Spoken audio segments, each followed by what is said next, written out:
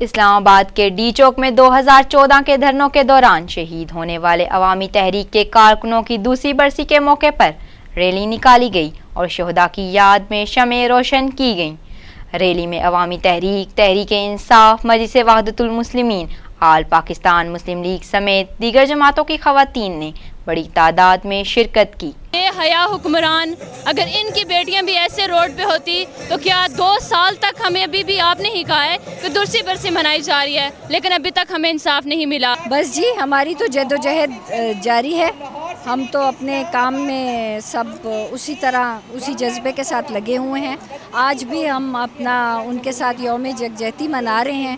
جو بھی خواتین جن کی جانیں گئیں، جن پہ ظلم ہوا وقفاً فوقتاً، تو اس پہ ہم آج ان کے ساتھ یوم یکجہتی منا رہے ہیں، چاہے وہ کسی بھی پارٹی سے تعلق رکھتی ہیں۔ یزید سے لا تعلقی اختیار کر لینا ہمارا کام نہیں ہے، لیکن اگر ایک دفعہ نکل کے رسم شبیری کو ادا کیا جائے تو تمہاری قربانیاں کامیاب ہوں گی، لیکن دین بچ جائے گا، اسلام بچ جائے گا اور امت بچ جائے گی، اور ہم ظالموں کے خلاف کھڑے ہو سکتے ہیں۔ قائد وحدت علامہ راجہ ناصر صاحب کا پیغام خصوصی قوم سے پیغام ہے کہ شہید کی راہیں زندہ ہے، شہید کا ہدف زندہ ہے، شہید کی منزل زندہ ہے، شہید کی آرزو اور ارمان زندہ ہے۔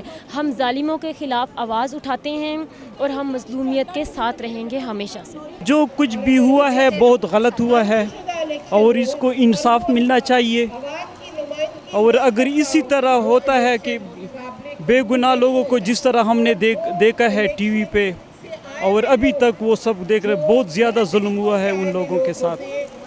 ہم لوگ انصاف کے لیے کب سے یہ جنگ لڑ رہے ہیں۔ اس ٹائم پہ بھی جب ہم نے 30-31 کی رات جب شیلنگ کھائی تھی، تب بھی ہم 17 جون کے لوگوں کے لیے ہم انصاف لے رہے تھے۔ ریلی کے اختتام پر خواتین نے شہداء کی یاد میں شمعیں روشن کی۔ مظاہرین نے بینرز اور پلے کارڈز اٹھا رکھے تھے جن پر حکومتی ظلم کے خلاف نعرے درج تھے۔ خواتین رہنماؤں کا کہنا تھا کہ ملک کی تقدیر بدلنے کے لیے اپنی جانوں کا نذرانہ پیش کرنے والے شہداء کی قربانیاں ہمیشہ یاد رکھی جائیں۔ کیمرہ مین سلیم اختر کے ساتھ شان زہرا، رسائی، اسلام آباد۔